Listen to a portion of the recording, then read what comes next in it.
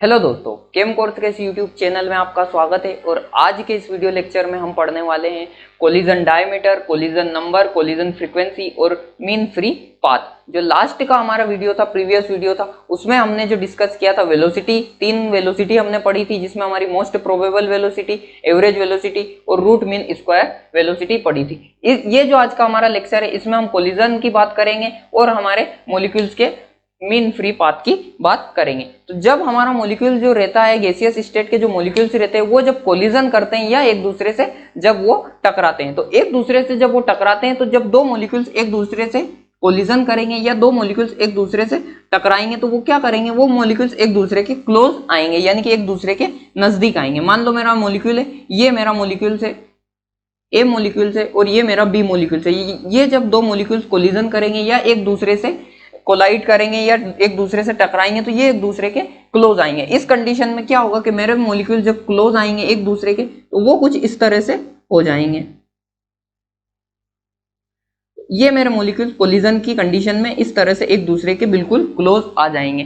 तो कोलिजन जो डायमीटर होता है, कोलिजन डायमीटर हम किसे बोलते हैं, वो क्लोजेस्ट डिस्टेंस या वो मिनिमम डिस्टेंस जब दो मॉलिक्यूल्स कोलाइड करते हैं, जब कोलिजन करते हैं, तो उन दो मॉलिक्यूल्स के बीच की जो क्लोजेस्ट सेंटर से जो क्लोजेस्ट डिस्टेंस रहती है, या उन दोनों मॉलिक्यूल्स के सेंटर से जो मिनिमम डिस्टेंस रहती है, उसे हम क्या बोलते हैं, उसे हम बोलते हैं कोलिजन डायमीटर। यानी कि हम इन दो मॉलिक्यूल्स के सेंटर की जो बीच की डिस्टेंस है, सेंटर की से बीच की जो मिनिमम डिस्टेंस है, क्लोजेस्ट डिस्टेंस जिसे हम बोल सकते हैं, क्लोजेस्ट डिस्टेंस जिसे हम बोल सकते हैं, इसे हम क्या बोलते हैं, इस क्लोजेस्ट डिस्टेंस को या इस मिनिमम डिस्टेंस को हम बोलते हैं, इस मिनिमम डिस्टेंस को हम बोलते हैं कोलिजन, कोलिजन डायमीटर बोलते हैं, कोलिजन डायमीटर, या इसे हम मॉलिक्यूलर डायमीटर भी बोल सकते हैं, मॉलिक्यूलर डायमीटर भी बोल सकते हैं। और इसे रिप्रेजेंट करते हैं हम सिग्मा से।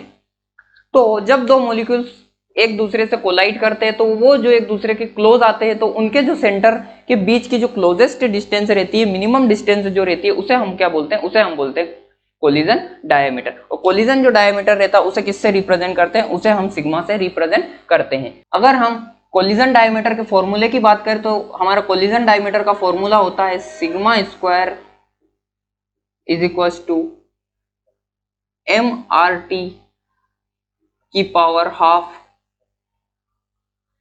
अपॉन में पाई की पावर 3/2 n न्यू। ये हमारा फॉर्मूला होता है, ये हमारा फॉर्मूला होता है जो कोलिजन डायमीटर का होता है, जहां पे हमारा m molar mass of gas, r gas हमारा गैस कांस्टेंट, t हमारा एब्सोल्यूट टेम्परेचर, पाई हमारा जो है वही पाई की वैल्यू हमारी 22/7, और n हमारा जो होता है नंबर ऑफ मॉलिक्यूल्स जो कोलाइड कर रहे हैं, और n इज इक्वल टू हमारा होता है viscosity of gas,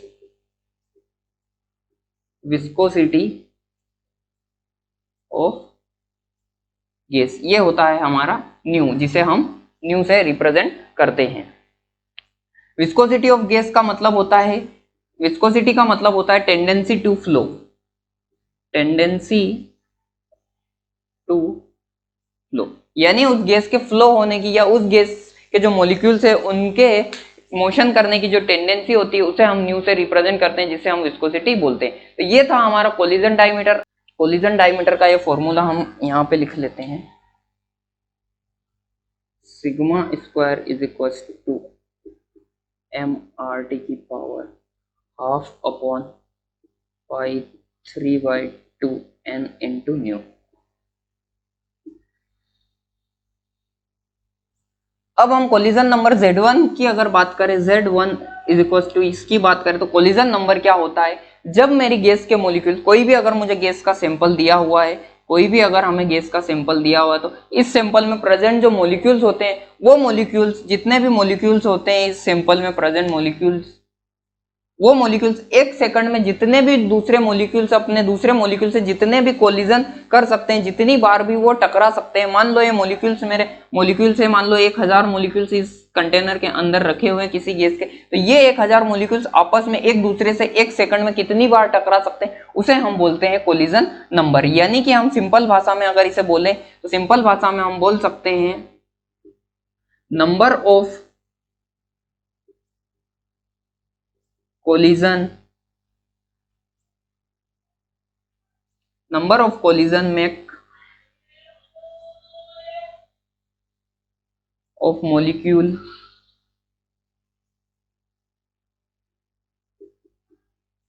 with other molecule in 1 second are called collision number। यानी कि जो गैस के जो मॉलिक्यूल्स रहेंगे वो एक सेकंड में दूसरे मॉलिक्यूल के साथ कितने कोलिजन कर सकते हैं, उसे हम बोलते हैं कोलिजन नंबर। और अगर हम कोलिजन नंबर के अगर फॉर्मूले की बात करें तो कोलिजन नंबर का फॉर्मूला हमारा होता है Z1 is equal to under root 2 pi V n sigma square. ये हमारा फॉर्मूला होता है, ये हमारा होता है कोलिजन नंबर का, जहां पे हमारा अंडरवुड 2 और पाई कांस्टेंट है, v इज इक्वल टू हमारी होती है एवरेज वेलोसिटी,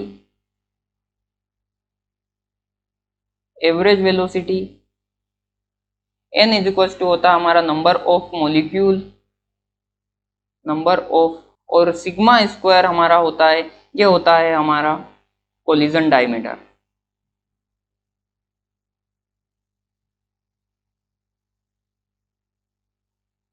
तो ये था हमारा कोलिजन नंबर का फॉर्मूला। इसे भी हम यहाँ पे लिख लेते हैं, z इज इक्वल टू होता है हमारा अंडरवुड 2 पाई v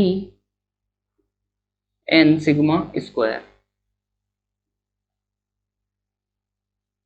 तो ये हमने पढ़ा अभी कोलिजन नंबर। अब अगर हम बात करते हैं कोलिजन फ्रीक्वेंसी की, कोलिजन फ्रीक्वेंसी हमारी क्या होती है, तो जब मेरी गैस के मॉलिक्यूल किसी एक कंटेनर में रखे हुए हैं, या ये कंटेनर को अगर हम 1 cc कंटेनर मान लेते हैं, या इस गैस को 1 cc गैस मान लेते हैं, तो 1 सेंटीमीटर क्यूब गैस में जितने भी मॉलिक्यूल है वो मॉलिक्यूल एक सेकंड में कितनी बार कोलिजन कर सकते हैं, उसे हम बोलते हैं कोलिजन फ्रीक्वेंसी। अगर हम कोलिजन फ्रीक्वेंसी की डेफिनेशन की बात करें तो कोलिजन फ्रीक्वेंसी की डेफिनेशन क्या होगी, कोलिजन फ्रीक्वेंसी की डेफिनेशन हमारी ये हो जाएगी कि 1 cc गैस का सैंपल, अगर मुझे कोई गैस का सैंपल दिया हुआ है और वो 1 cc गैस के सैंपल में जो प्रेजेंट मॉलिक्यूल्स है वो एक सेकंड में जितने कोलिजन कर सकते हैं, जितने नंबर ऑफ कोलिजन कर सकते हैं, उसे हम बोलते हैं कोलिजन फ्रीक्वेंसी। और कोलिजन फ्रीक्वेंसी की अगर हम बात करें, कोलिजन फ्रीक्वेंसी के फॉर्मूले की, ये फॉर्मूला हमारा होता है Z11 is equals to n upon 2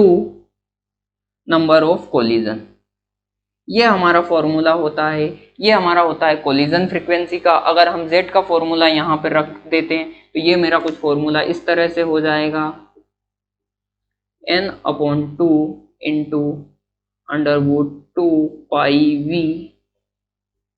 n sigma square. यहाँ से ये मेरा अंडरवुड से 2 कट जाएगा तो मेरा यहाँ अंडरवुड 2 बचेगा। तो ये जो मेरा फॉर्मूला हो जाएगा वो कुछ इस तरह से हो जाएगा कोलिजन फ्रीक्वेंसी का, वो हो जाएगा मेरा 1 upon Underwood 2 pi v n square sigma square. ये हमारा फॉर्मूला हो जाएगा कोलिजन फ्रीक्वेंसी का। तो ये हमारे 3 फॉर्मूले जो हो गए कोलिजन डायमीटर, कोलिजन नंबर और कोलिजन फ्रीक्वेंसी का। Z1 इज इक्वल टू हो जाएगा हमारा 1 upon Underwood 2 pi v n square sigma square. तो ये था हमने तीनों जो पढ़े, ये कोलिजन डायमीटर, कोलिजन नंबर और कोलिजन फ्रीक्वेंसी हमने 3 डिस्कस किए। इसके बाद में हम पढ़ते हैं mean free path. Mean free path की अगर हम बात करें तो मीन फ्री पाथ जो होता है वो, उसको समझने के लिए हम एक कंटेनर में एक गैस लेते हैं, ये अब हम लास्ट बार कंटेनर में गैस ले रहे हैं, अब हम जब भी लेंगे कंटेनर में, अब हम अगले वीडियो में लिक्विड लेंगे। तो गैस के अगर कंटेनर में, अगर ये मान लो मेरी कोई एक कंटेनर में अगर कोई गैस भरी हुई है, ये कोई भी गैस हो सकती है।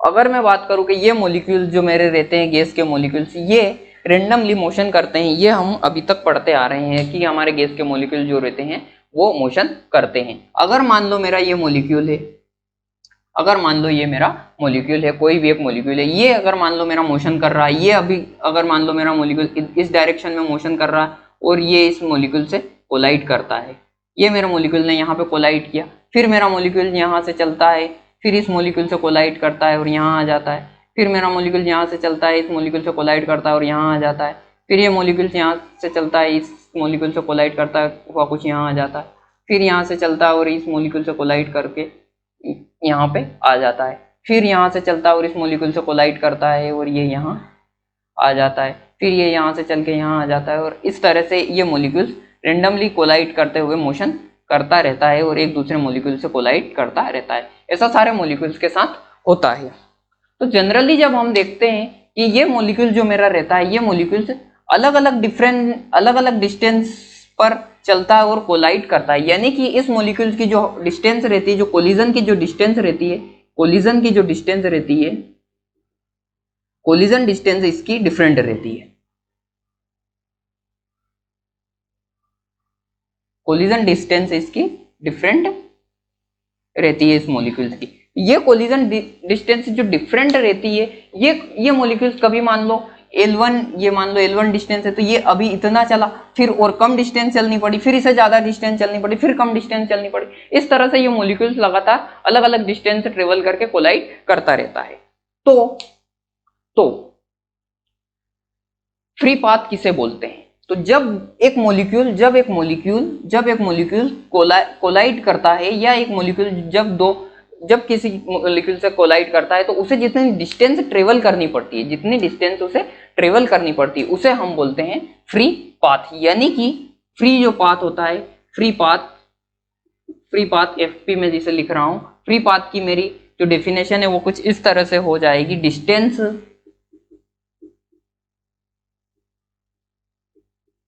Between two successive collision. यानी कि दो सक्सेसिव कोलिजन के बीच की जो डिस्टेंस रहती है उसे हम क्या बोलते हैं? उसे हम बोलते हैं फ्री पाथ। और ये डिस्टेंस जो रहती है हर कोलिजन के लिए अलग अलग रहती है। ये हमारी जो डिस्टेंस रहेगी ये हर कोलिजन के लिए अलग अलग रहेगी। अब अगर मैं इस डिस्टेंस का मीन निकाल लूं, अगर इस डिस्टेंस का पूरा मीन निकाल लूं, तो वो मेरी डेफिनेशन हो जाएगी, वो मेरा हो जाएगा मीन फ्री पाथ। तो अगर मैं बात करूं तो इसका मीन किस तरह से निकालूंगा? अगर मैं मीन की बात करूं तो आज हमने क्या किया कि हमारे ब्लैक वाले मार्कर में हमने रेड इंक डाल दी है, तो आपको ये कुछ रेड चलता हुआ नजर आएगा।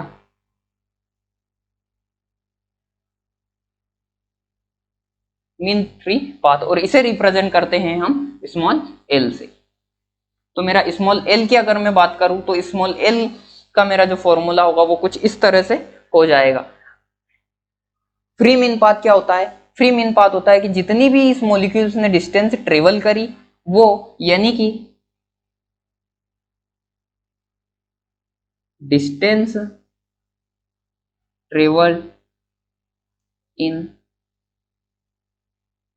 1 सेकंड, यानी 1 सेकंड में मेरे मॉलिक्यूल ने कितनी डिस्टेंस ट्रेवल करी, अपॉन में क्या हो जाएगा हमारा? अपॉन में हो जाएगा हमारा कोलिजन नंबर ऑफ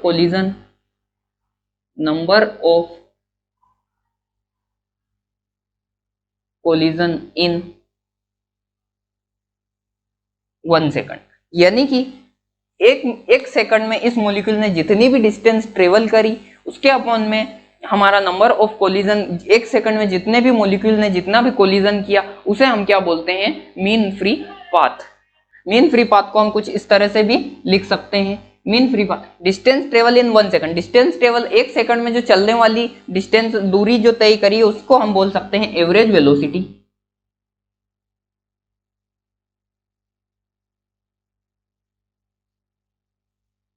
कत्थई कलर का हो गया हमारा मार्कर। एवरेज वेलोसिटी अपॉन हमारा कोलिजन नंबर, कोलिजन नंबर, तो ये हमारा हो जाएगा mean free path, mean free path. अब अगर हम बात करें एवरेज वेलोसिटी की, तो एवरेज वेलोसिटी को हम रिप्रेजेंट करते हैं v से, इसे हम यहां लिखते हैं। जो L का जो हमारा यहाँ से फॉर्मूला होगा वो L इज इक्वल टू हमारा हो जाएगा, एवरेज वेलोसिटी को हम लिखते हैं स्मॉल v से, और हमारा कोलिजन नंबर का जो फॉर्मूला है, कोलिजन नंबर का जो फॉर्मूला है हमारा वो होता है पाई Underwood 2 pi v n upon sigma square. ये हमारा कोलिजन नंबर का फॉर्मूला है। तो हमारा जो L का फॉर्मूला है, हमारा v से v कैंसिल हो जाएगा, और L का जो हमारा फॉर्मूला है, L हमारा मीन फ्री पाथ का फॉर्मूला है, वो कुछ हो जाएगा 1 अपॉन अंडरवुड 2 पाई n सिग्मा स्क्वायर। ये हमारा फॉर्मूला है, ये हो जाएगा हमारा L का। तो ये हमने पढ़ा, इसके अंदर हमने कोलिजन डायमीटर, कोलिजन नंबर और कोलिजन फ्रीक्वेंसी, और इसके बाद में हमने पढ़ा मीन फ्री पाथ। तो आज का जो ये वीडियो था हमारा, इसमें हमारा जो मोलिकुलर वेलोसिटी है, मोलिकुलर वेलोसिटी हमारा खत्म होता है। अब जो नेक्स्ट लेक्चर हमारा जो आएगा उसमें हम लिक्विड स्टेट स्टार्ट करेंगे।